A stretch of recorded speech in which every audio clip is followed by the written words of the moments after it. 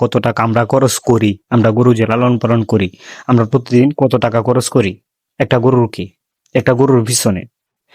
আমি সর্বমোট মিলে এই দুইটা গরুর পিছনে আমি দৈনিক 300 টাকা খরচ করি। আসসালামু আলাইকুম। আমার অনেক নতুন উদ্যোক্তা ভাইয়েরা আছে যে তারা খামার করার আগে কিন্তু তারা হিসাব নিকাশ না করে কিন্তু খামারে চলে আসে, যে একটা গরুকে দৈনিক কত টাকা খরচ করতে হয় বা কত টাকা আমরা খরচ করি, আমরা গরু যে লালন পালন করি, আমরা প্রতিদিন কত টাকা খরচ করি একটা গরুর পিছনে।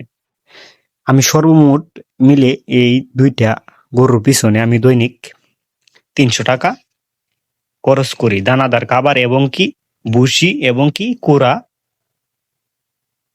আর কর এবং ঘাস। এগুলা মানে কোনো হিসাব করি না, কারণ এগুলা আমার নিজের জমি, তার আমার কোনো হিসাব আমি করি না। আপনারা খামার করার আগে অবশ্যই বুঝে শুনে খামারে আসবেন, কারণ আপনার মাসে নিচে হলেও আপনার এরকম দুইটা যদি আপনি সার গরু লালন পালন করেন, মাসে নিচে হলেও আপনার 10,000 টাকা খরচ যাবে। যদি আবারই আমরা 300 টাকা করে এই দুইটা সার গরুর পিছনে খরচ ধরি, তাহলে আমরা মাসে 9,000 টাকা।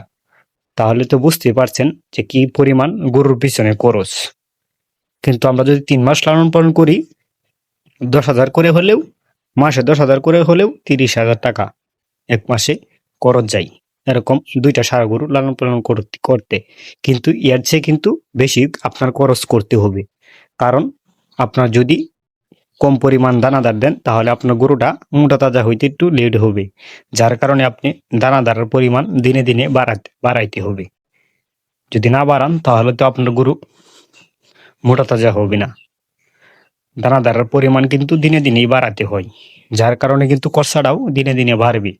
আনার পরে আপনি তাকে প্রথমে লিভার টনিক, জিঙ্ক এবং কৃমিনাশক দেওয়ার পর ধীরে ধীরে গরুকে আপনার দানাদার খাবারে অভ্যস্ত করতে হবে। কিন্তু আমি যে খাবারটা খাবাই, এটা হচ্ছে আপনার এসিআই মিটমুর ফিট যেটা আছে, এটা ফিটটা আমি খাবাই গরুকে, যার কারণে আমার খরচটা মানে বেশি পড়ে না।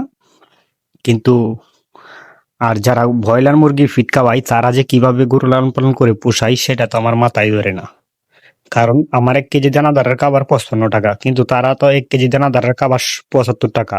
তাহলে তারা কেমন করে পোষায়? অবশ্যই নতুন খামারি ভাইরা যারা খামার করতে আসবেন, অবশ্যই গরুর সম্বন্ধে জানতে হবে, কতটুক ধারণা রাখতে হবে যে কিরকম পরিমাণ খরচ হতে পারে। এরকম দুইটা আপনি ষাঁড় গরু যদি আপনি 75 করে 1.5 লক্ষ টাকা দিয়ে কিনেন, এবং কি আপনার কিন্তু এদের পিছনে কিন্তু 40 থেকে 50,000 টাকা কিন্তু আপনার 3 মাসের জন্য রাখতে হবে, কারণ দানাদার খরচা।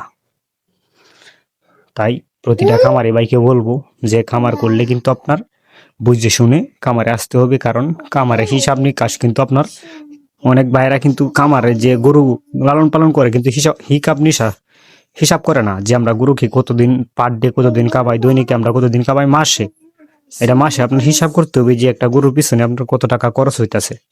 যদি আপনি হিসাব না করেন, তাহলে আপনি তো লাভ হয়েছে নাকি গরুটার পিছনে আপনার লস হয়েছে গরু লালন পালন করে, সেটা তো আপনি বুঝতে পারবেন না।